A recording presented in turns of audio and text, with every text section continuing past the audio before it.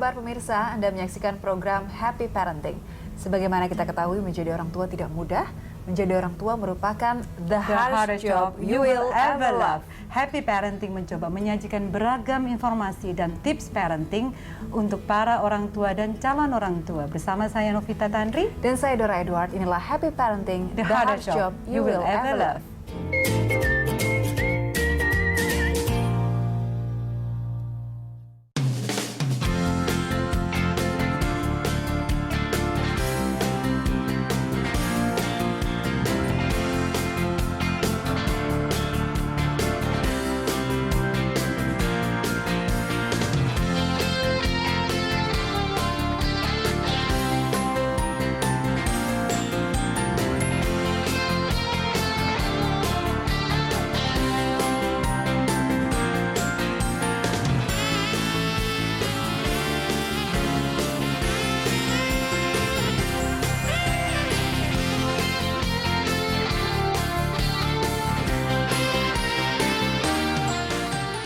Pemirsa, kita akan lebih mudah untuk merasakan kebahagiaan dengan menerima kekurangan kita daripada mencari bahagia dengan berusaha menjadi orang lain yang sempurna.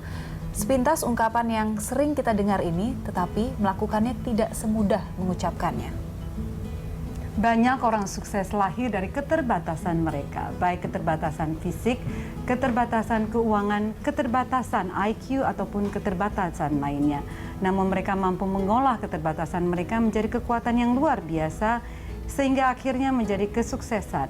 Pada hari ini telah hadir sahabat saya, Kristi Damayanti. Apa kabar Mbak Kristi? Baik. Mbak Kristi ini saya kenal lama, seorang survivor penyintas bahasa Indonesianya Mbak ya, penyintas kanker dan juga stroke, seorang arsitek luar biasa yang membangun satu mall yang megah di Jakarta Barat, dan juga ibu dari 2 orang anak, Dennis dan Michelle. Seorang ibu dari orang tua tunggal. Mbak, ceritain Mbak, gimana sih bisa menjadi penyintas dari kanker dan juga stroke, terus bisa hadir hari ini? Karena saya tahu Mbak Kristi kalau ketemu beberapa tahun yang lalu masih di kursi roda, nggak bisa bicara, terpatah-patah, mesti berhenti beberapa detik untuk bisa ngomong tidak. Keluar, ya betul. Pasti ada cerita ya? sangat menarik dan hari ini begini cantik. Kita Gimana Mbak? Gimana ceritanya Mbak? Ceritanya Mbak pada Kita mau saat cerita pertama tentang kali apa bisa. dulu? Kita mulai dari yang penyintas. Bagaimana bisa sembuh dari cancer? Mungkin Cancer. kalau kita lihat dari buku yang pertama. Yang pertama ini Mbak ada nulis ketika tentang stroke Tuhan itu. mengizinkan aku sakit. Yap. Sebenarnya yang bicara tentang cancer adalah buku yang dipegang ketiga. sama Mbak denganku ya. sama Mbak Dora ya, yang Ketika Tuhan masih memberi aku hidup. Betul. ini yang 2003 pada saat Mbak Kristi divonis Divonis kanker dan harus kanker apa ya tuh Mbak? rahim. Rahim. Baik. Jadi ketika waktu setelah menikah, saya langsung hamil Ya. dan 3 bulan kemudian guguran. Sampai dokternya bingung kenapa guguran padahal saya sehat. Ya. Jadi dia mau cari tahu sampai ke beberapa rumah sakit dan hasilnya ternyata ada miom di belakang deket ginjal ada 2. Itu besarnya tuh 11 cm kali 2 kira-kira 22 cm di belakang rahim saya. Di balik dari Jadi nggak kelihatan, dia maksudnya keliling pada rumah saat itu sakit. Dennis sudah hadir ya? Karena Dennis lahir tahun... Enggak, waktu itu belum. Justru kakaknya Dennis keguguran. Oh, justru kakaknya Dennis yang keguguran. Ya. Oke, baik. Nah gitu, terus saya di terapi atau di diatermi, dipanasin supaya kanker miomnya tuh mengecil. Sehingga saya hamil dan lahir Dennis itu 6 bulan saya hamil di rumah sakit bed rest. Karena itu miomnya tuh nggak bisa dipanasin lagi waktu hamil karena mengganggu janin. Jadi dia tuh menyerang anak saya. Dia anak saya Dennis sudah mulai stres waktu dalam kandungan. Jadi yang pertama waktu itu nggak sempat berkembang, harus dikeluarkan, lalu setelah itu yang kedua baru Dennis. Betul. Tapi Dennis pun juga dengan susah penuh payah tantangan ya. Dan kalau saya bergerak tuh kontraksi. Sakit banget sampai Jadi teriak-teriak. MIUM ini selalu mengganggu kondisi bayi di kandungan ya. Saya juga kesakitan, selalu kesakitan. Jadi kalau malam tuh suster pasti keliling tempat tidur saya untuk sabar ya Bu, sangat-sangat support ya. Dorongan ya. Itu 6 bulan hidup saya parah. Bed rest Ya, di rumah bed sakit. rest. Lalu Denis lahir, puji Tuhan, baik, sehat. Kemudian kankernya miumnya Menjadi belum tahu ya. Itu belum, masih cuma miom aja, miom. Baik. Itu menjadi tumor. Saya nggak tahu bedanya apa dan kenapa harus jadi tumor, saya nggak tahu. Itu kata dokter ya. Ya. Jadi tetap diterapi untuk bisa hamil kemudian. Karena waktu itu umur saya baru 29 tahun. Baik. Dan dokter katanya tidak boleh mengambil rahim atau membuat rahim cacat untuk supaya tidak bisa punya anak lagi, katanya nggak boleh begitu. Paling nggak kita bisa diambil rahimnya kalau umur 30 tahun. Jadi saya berusaha untuk hamil lagi 2 anak ya. Terus anak yang kedua ini itu yang paling parah karena Michelle itu tumornya menjadi mulai ganas. Dia benar-benar menyerang sampai Michelle tuh berputar terus di rahim saya sampai itu kan tetap di bed rest rumah sakit sampai 7 bulan hamil harus dikeluarin karena tubuh dokter saya bahwa si kanker itu atau Michelle yang harus dikeluarkan. Michelle-nya Michelle di usia 7 bulan. Usia 7 Iya. bulan. Karena tubuh saya tidak bisa menerima lagi obat-obatan atau apapun sampai bengkak ya, karena obat. Jadi saya harus melahirkan Michelle dengan kesakitan. Dan itu yang usia 7 bulan kandungan ya. Ya. Lalu waktu itu belum biusnya lewat tulang belakang sehingga saya tahu kejadian itu. Sekeliling. Saya tiduran di meja operasi, di atas kan ada Lampu yang yang, bulat. yang terang banget ya. Dan saya bisa lihat itu kan logam. Bagaimana Ada pantulannya.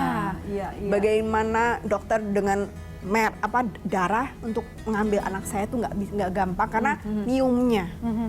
Anak saya terlilit Tali pusar dan ketika di kanan kiri saya adalah bukan dokter Pasien yang lain? bukan pendeta oke, karena saya sudah divonis 50% hidup, 50% meninggal, termasuk anak saya.